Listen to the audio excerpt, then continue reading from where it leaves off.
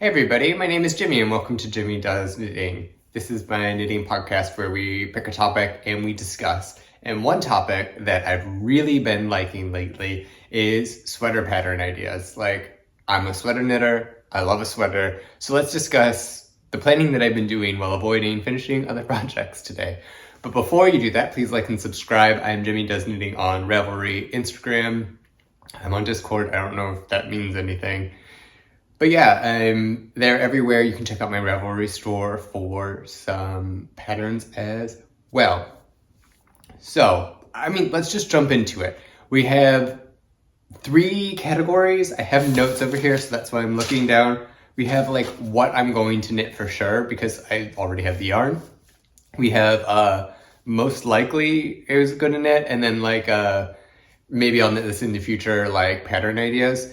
I will also say that I'm calling this an ideas video because I'm not going to have patterns for everything, because I'm going to design some stuff as I go, because that's kind of how I like to do. Sometimes I really like patterns, sometimes I don't. Sometimes I like get a pattern and then I have to repattern it anyway, so I'm like, well, I might as well just do what I want instead.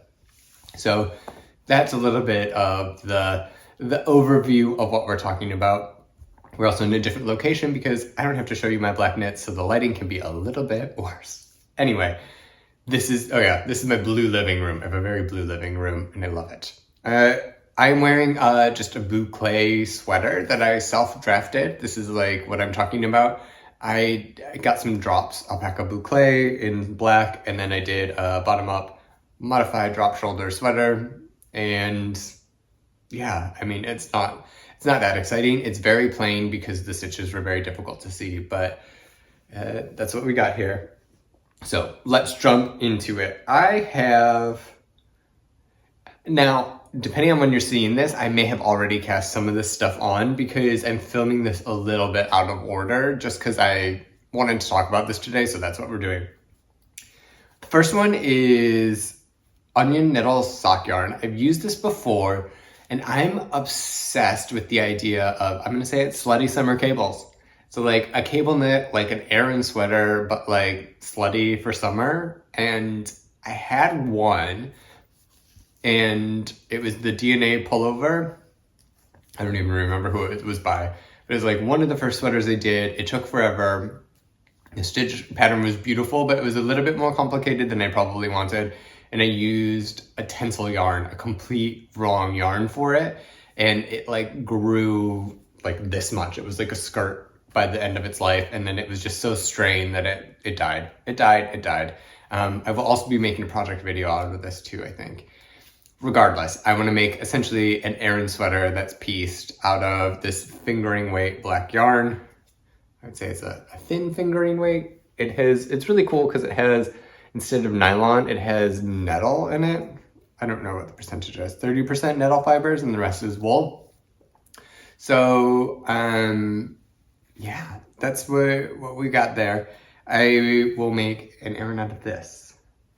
The next thing is to go on my fingering weight kick. Lately, I've been knitting so much with fingering weight, and I need to stop. So like once all my 3.25 millimeter needles are done, I'm going to knit another fingering weight thing with this. This was a bit of like a come to Jesus moment, because I have this in my stash video, what do I knit with it thing, I was like, what do I knit with this? And this and another project, I'm like, you know what you want to knit with this. What do you want to do? Let's back up. This is a Merino tweed from the Draadkracht, and I got it at a Dutch yarn festival called Breidagen. I live in Amsterdam, so that's why you have these terrible noises. But so yeah, it's a beautiful yarn, and I bought a sweater's quantity thinking I could maybe use it as like for color work or something, but I really just like this yarn, and I don't particularly wear this. I don't wear this color, not even particularly. I don't wear this color, but I have a favorite stitch pattern, and like I just needed to be like, look, you love this stitch pattern, just just make this in the stitch pattern. And that stitch pattern is here. I did a sample of this in felted tweed. I don't know if you can see this very well. The swatch didn't come out how I wanted to. Obviously, I didn't make this sweater, but like this stitch pattern here is like my favorite stitch pattern. I'm gonna make an all over sweater with this. It's going to be a modified drop shoulder because I find that I really like making those. I really like how they fit, and I also like the seaming. I like the seaming. I think the seaming is a great idea. We should not be afraid of seams in sweaters. So that's what I think I'm gonna do with that. That's probably gonna come on to the needles April, May-ish. I also don't know if I like a big rain weight sweater. I'm always very cold, so I like a sweater because I'm cold. And they're all year round here. So maybe this is like a spring, fall. We'll see, but this needs to be knit up. And that sweater in my head, all I can say is it just has that stitch pattern. That's all I can give you. Another one is this combo. So this was another come to Jesus moment. I was gonna do this whole thing where I'm seeing my parents in May. I was gonna order yarn from Les Garçons in Canada and have it shipped to the States and then have them bring it to Madrid where we're meeting. And it's just like, that's too much. And it's not, especially because I have the yarn in my stash. So this is a cone of whole super soft in black. And this is something I just have in my stash as always. I think this is a fairly new cone. This is like my third one that I'm on right now. So I use it. And then a yarn store was closing by me and I was expecting some good deals. I got there were no deals. Everything was full price and they were closing in 3 days. So I spent a lot more money on this than I really wanted to, but I bought it anyway. It's Lana Grossa Sari. And it's basically like this mohair substitute with Sari alpaca instead of kid silk mohair. And I wanted to try this out. They had just about a sweater's quantity left. One of the skeins was definitely a different dye lot, but I figure if I mix them that it won't really be too bad. We'll see. But I wanted to explore this as a fiber because I've never really used it instead of mohair. I've not been a big mohair user. I think sometimes it's fun to play with, but I have one sweater that's this combination essentially, but it drops kid silk mohair in this, and it's fine. But I made a scarf with Plutalopi and mohair, and I love the scarf, but it's so itchy that I just don't know. Like I don't like it. So mohair, strike you from my stash. We're going to use these, and we're gonna make, I don't know if I said this yet, the Wind Whistles sweater by Les Garçons. And what I like about that, it was a collab with Shibui Yarns years ago, and it's just basically a brioche sweater, or like a basic brioche sweater. I felt like I needed a basic brioche sweater in my wardrobe, and then also I really like these like chunky ribs, brioche ribs lately. Like to me, they seem so warm and cozy. Like I'm always after warmth because I cannot produce my own body heat. So I really think that that's like something I like. So we're gonna do that. We're gonna use our stash to do a very fancy sweater and see how we like it. I've never knit a brioche sweater. I've knit one brioche hat and it was mediocre, if I'm going to be honest. So let's see how that goes. I know it will take a while. That's fine. I'm not too worried about that. But so yes, the Wind Whistles was this one. And then the last yarn quantity, oops, just dropped my yarn. The last quantity of yarn I have is this Cascade 220. It's just black. It's a cake. I've already done a swatch of it, but I have a Jimmy Does Diamonds cowl and hat. I want to do a sweater pattern of that with like a saddle raglan-ish shape, and then like piece together. I have the design in mind and we will be doing it, I think maybe in the fall. I have a little bit of RSI because I've been knitting so much lately, and it's a twisted stitch sort of situation. And I know that that hurts my wrists and my elbows. So like I need to take my time with it. So like maybe when I get like more employment and I have less knitting time, I can math that up and I can knit that a little bit here and there and get that done. I think that's going to be a really special sweater whenever it comes out. I do think that I've been talking about it a lot, but I also think that that will be secret until I can get like somebody in a magazine to buy it. Possibly. We will see. Nice. Next, we have stuff that I'm thinking about knitting, like next on the list. The first one is the Lanark Sweater by Rebecca Clow, or the Crayabea. I'm interested in this because, like I said, I like that like squishy, brioche, ribby texture lately. And it's DK weight sweater. I know that like men can wear it because her brother was wearing it on the photo shoot. And I like the texture, but also the collar. Like I have a thing about having a cold neck. So I'm wondering if I have this like higher collar and not have it be a turtleneck, that maybe I'll like this type of sweater if I do that. And it has the zipper. I'll get Mr. Does Knitting to sew that in. But I like the idea of just, I don't know, my neck covered in a squishy rib sweater. I'm not sure if I'm going to like it, so I'm going to use Drops Daisy, which is Drops DK non-superwash wool. And they are, like, it's cheap. It's cheap. I can get it fairly quickly. So I think that's what I'm going to do with that, just to try it out and see if I like it. And then I can always make more or use a different yarn or something like that. So that is a maybe make. Another one is not out at time of recording, but it's the Mila Pullover by Sari Nordlund. She started with a cardigan, and then she's like, well, I also have to make this into a pullover. And she's doing something like a 4-week test or something. So it will probably be out by the time this video is. But it looks beautiful. Like, I love a black textured knit, and those cables on there, both inside and outside, look phenomenal. So I want to make that, and I will knit that soon after it comes out, let's say. What I plan to use for that is a little bit more special yarn, because I think that like it's such a beautiful sweater. There are like some sweaters that I would like to spend money on, and other sweaters where I'm just like, I don't care as much about spending money on them. So the Lanark, I can use the Daisy. This one I think is going to be a bit more of like a statement piece that I will not knit again. So I want to use Wool Dreamers Mota.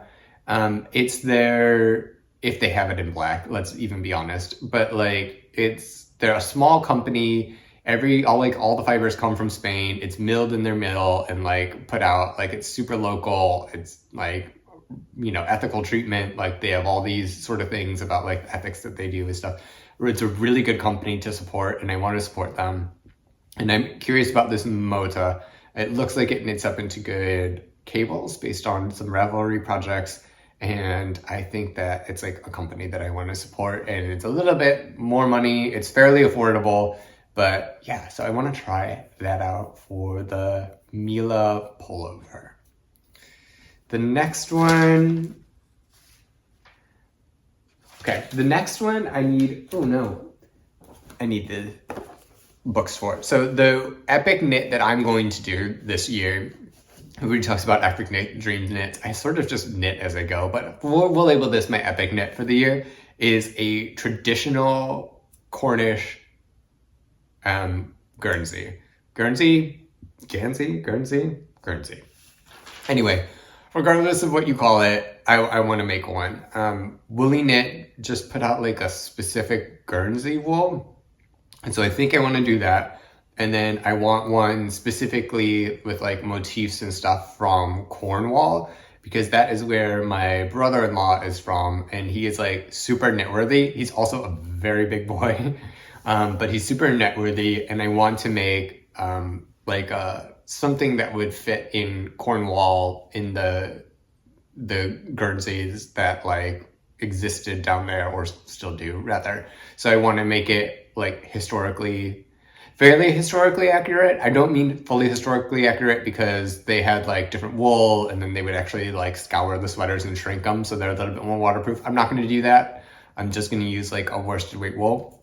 But to help me out with that, I'm obsessed with this stuff, and I've used these books quite a bit. But I have 3 books about different Guernseys. This one is one for knitting the Netherlands, which is a bunch of motifs from fishing villages in the Netherlands. And I used this because I actually made myself one that was based on Dutch fishermen villages and like pattern motifs and stuff from there. I've since heavily modified it. I've redone the collar and the hem, so it's not as historically accurate, but I really like it. It's like one of my favorite sweaters, if I'm going to be honest. So that's where this one is from.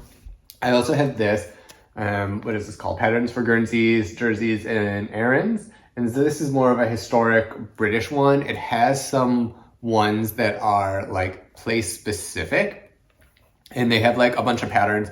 And what I think I'll use this for is like, I hope you don't see this. They have like recipes for this in, and recipes, I mean like this is the whole sweater is like written just here. And they have like a picture of it on the side. And so like it gives a good idea of the construction of a Guernsey. And so if you want to do a Guernsey right, which is what I want to do this time, is I'm gonna knit it from the bottom up in pieces, and they have like a gusset here, and they usually have some sort of, try not to hit my mic, some texture on the like chest area, and then sometimes in the sleeves. And then I talked to Anton of the Raw Wool Company, I want to say. If not, then I'll fix it here. But he designed the Scilly Guernsey, which is beautiful. Go check it out and buy his yarn. But he recommended this one for Cornwall specifically. So I don't know if I will take specific motifs from this, or if I will try to recreate some of the pictures. I mean, just like look at these things. I don't know if you can see that, but they have really cool stuff, and they have like, all of these have historic photos in them. It's fun to read because it gives a little bit of history and how things were doing, and then they each sort of have a different thing. So like that one was more Dutch based and talked about that. I think this is really good for like construction and just general overview of like what it is. And then this is specifically Cornwall.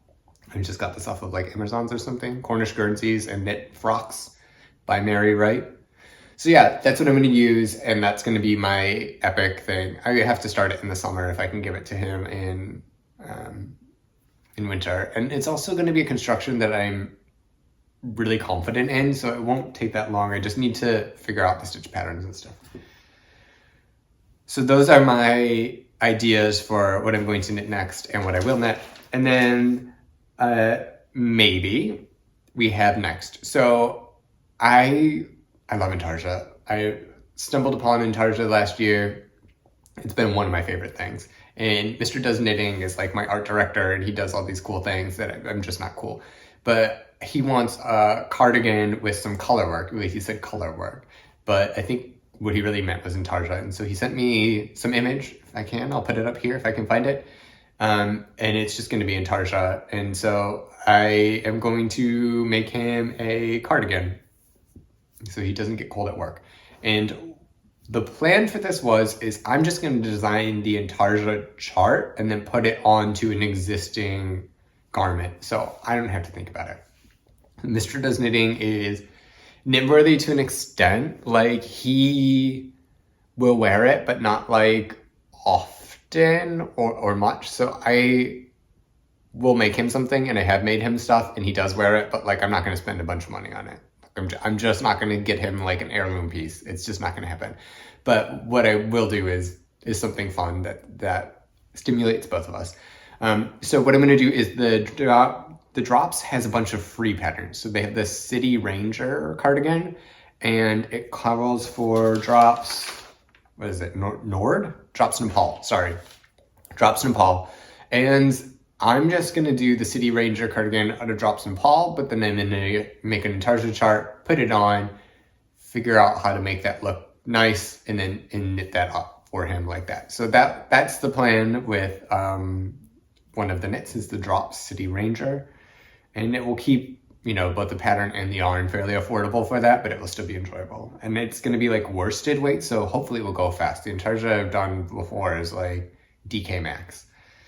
That's cool. The Korshvan Sweater. I have been meaning to knit like an adult version of this I love this sweater. I've done 2 for little kids, for my nephew actually, and it's amazing. It's so much fun to knit. It's a great pattern. She has a whole series of these. She goes by Strict Cafe, I believe, or Tanya Honda is her name. I'll link it down below. But she's a whole series of these things. I would make the men's one. It's a construction that I really like.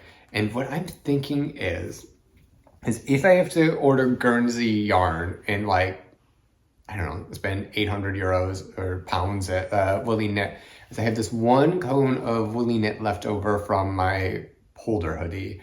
And what I was thinking is supplementing my stash. So I'm gonna go on a tangent. Let's just do this.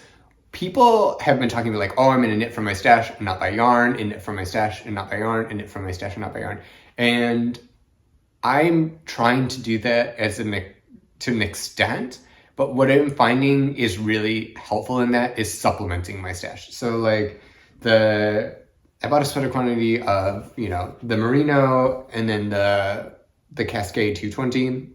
So those were that. But the Holst cone, you know, like I would knit it if I bought then the alpaca to go with it. So like this now makes this knittable. I had to spend some money, but now it can like get out of my stash. So like, and also this onion yarn, I used it for a project last year. I had like 3 or 4 balls left, so I bought a couple more, and then I know I can make another garment out of it. And same thing with this. I used 2 cones with the Polder hoodie, a little bit of this, but basically I have almost a full cone, and then I can buy another cone, and then I know I can get another sweater out of it. And so maybe I use that for the Korshvan. Maybe not, but I will definitely buy another one of these cones so I can knit it up and probably give it to my brother. I'm not really quite sure, but that sounds fun. Next on the list is the modern Mudcloth sweater. This has been coming up a couple of times and I think it's beautiful. It's a top-down raglan, it's size inclusive, it's done by a black designer, it's like a beautiful pattern. I think like if I did it, I might use like a spin cycle and like use a black base because it's me, but like a spin cycle or maybe like intarsia. It's like intarsia plus color work in the round. I don't know if that would work.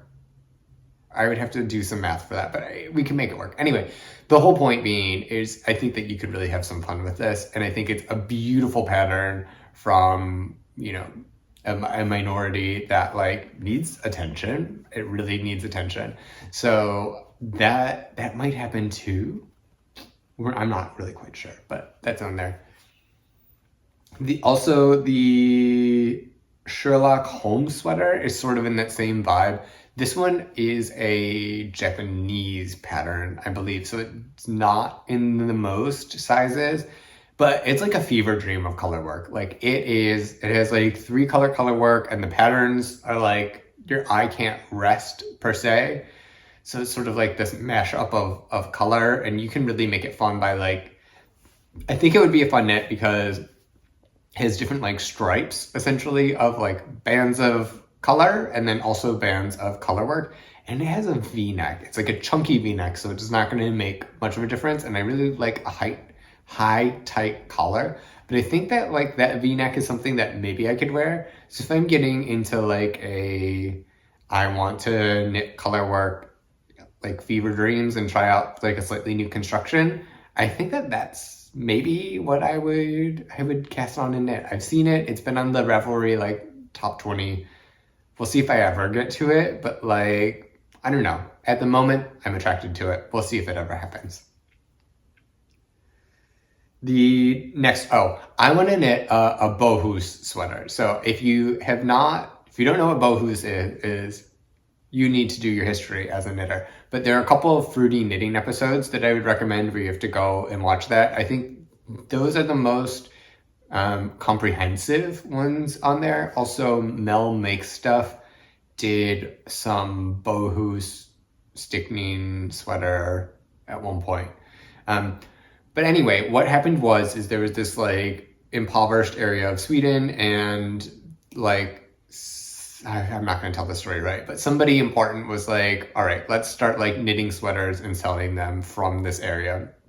And it really became like this like design school, like important design area in like the 50s and 60s. And then like celebrities started wearing these things, and there was like, Eartha Kitt and like Princess Grace, I think, were wearing them. They became very fashionable, very expensive, and it was all this whole thing. So the tradition lives on. They're not inventing new sweaters. I think they're writing up patterns for some that have already existed, but they aren't doing new sweaters. But they have, I think the person who owns like the Bohus name now is an Angora rabbit farmer. So she sells patterns with kits out of Sweden. And then I also know that there's a book that I could buy, which I haven't looked to see if I could find it easily or not. But there's a book with a bunch of Bohus patterns in it, and then you can do it from there. So overall, I want to knit a Bohus sweater. The way that they do color work, I think, is super interesting. Sometimes it's 2 colors, sometimes it's 3 colors, but they often incorporate texture into their color work. So there is purling color work, and I think it looks beautiful. And then also if you do the kits with the Angora, like a lot of them were intended to be, like, it's super luxurious and it would be amazing to wear. And the ones that I have my eye on is a series called Mist. So there's gray mist, green mist, blue mist. And it's just like this like really beautiful faded yoke where it like fades from like a dark blue to white to like dark blue sort of thing again. It's really pretty. And I think that Mama Does Knitting might like that. And I just want to knit a Bohus sweater in general. So that's kind of where my thinking is with the Bohus. If I get to that this year or not, I'm not quite sure. But that's definitely a want to knit at one point in my life. Another one, hard left, is Rose Knitwear. It has this off-grid sweater that I've been eyeing for forever, and it's like a slip stitch pattern that's very similar to a beanie that she has, but then she also stripes it too. So there's like a slip stitch with like a white, and then you have 2 color stripes sort of in the background.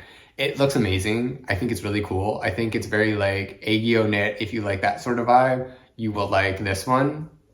I'm into it. She's Amsterdam based. She's also an expat. So definitely somebody I want to support. And I bought a couple of her patterns from her before. They're really well written. I can say that. It's really nice and really cool designs. So check her out. She also has a cardigan that I'm not going to knit, but it's not the shape for me, but the cables on this cardigan, let me tell you. The cables on this cardigan are phenomenal. Like they are like, there's something to aspire to. So if you're on her website, I don't think she's on Ravelry. I think she's just on her website, which of course I'll link below.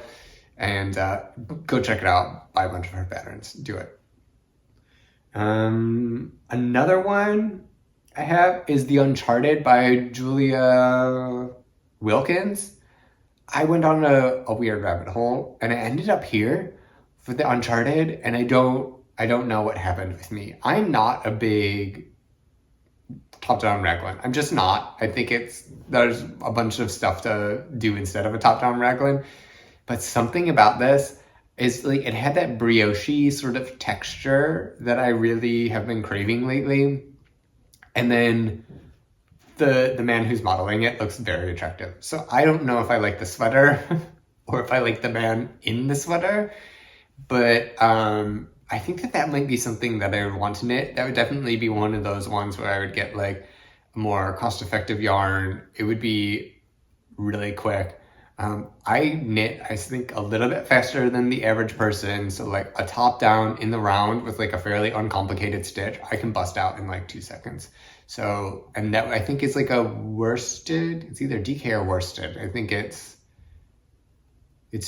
like a mohair other strand held together, but I would just knit it in like a regular strand of something. Maybe that'd be a good one for the Gilead that I have. I don't know. Regardless, I am questioning myself about my choices with this, but it does look like a very nice sweater, so I would recommend it, and I would have you put that on your list as well. And then the last one is another knit idea, and it's recreating this sweater. So this is a commercial sweater that Mr. Does Knitting has had for a while, And I love this. So like it has this beautiful, beautiful, beautiful like tweedy Aran yarn. I mean, it's half plastic, which is why I want to reknit it. And this is not my size. Like I drowned in this, but it's like a simple drop shoulder seamed construction. Yeah, everything seamed sweater. And I want this in my life. And I want one that fits me. So there are possibly two things that I'm going to do with this. I want to recreate this in my size with Studio Donegal Aran Tweed in their color black. Now, I don't know if they don't update their website ever or if I have to go to Dublin and get it myself. I've seen this yarn in person. It is the perfect yarn for me to recreate the sweater in, and that's what I want to do it for myself. So that's what I'm thinking of for me, for that one. And then for Mr. Does Knitting, I think Knitting for Olive actually might be a really good yarn to use. It's a different gauge, but that's not a problem for me. So like I could recreate this with the Knitting for Olive using these dimensions, and I think that we would be good.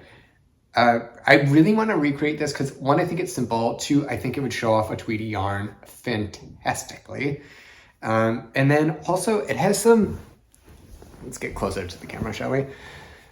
It has some detailing. I don't know if you can tell, and I don't know exactly where it is, but there's like increasing up here. So there's some like different shaping. It's not just your bog standard drop shoulder seam, like a traditional sweater, let's say. There is some shaping in with it that is very easy to see on this color and is just like different. So like I want to like count the stitches and look and see. Oops, sorry, getting too excited.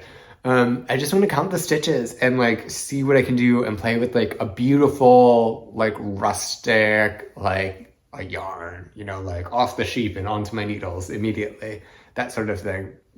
So, but I need to get my hands on the yarn first. Like once I get that yarn, it's being cast on immediately. But until then, like this is gonna have to wait. So this is maybe even two versions of this will be on my needles at one point. Because we both love this sweater. I would steal it if I didn't look like a child wearing his father's clothing. Anyway, so that's it. That's me rambling for a good 30 minutes about different sweaters that I want to knit or sweater ideas. And yeah, and I think what I want to say at the end of this video is like, we're knitters, we make custom garments. Like, don't be afraid to recreate a commercial sweater that you have, or if you have an idea, like get a pattern and modify it or something to make like your own thing. Like I realize they're not all designers, but like we can create something from scratch and it's not tremendously difficult, especially if you have a pattern to guide you from. So explore and start putting things on your knit list that are not on Ravelry or knitting websites, and like go rogue and try different things. I think that's what I mean, that's what I do anyway, but that's definitely something I want to spread. And yeah. Anyway, thank you for joining me on my ramblings with a little bit of show and tell. That was very much something I needed to get out of my head. And I will probably make more videos like this because sometimes I just want to talk about knitting, like obsessively talk about like weird knitting things that I find. So I hope you like this. If you do, please like, subscribe, and I will see you in the next one. I'll talk to you later. Goodbye.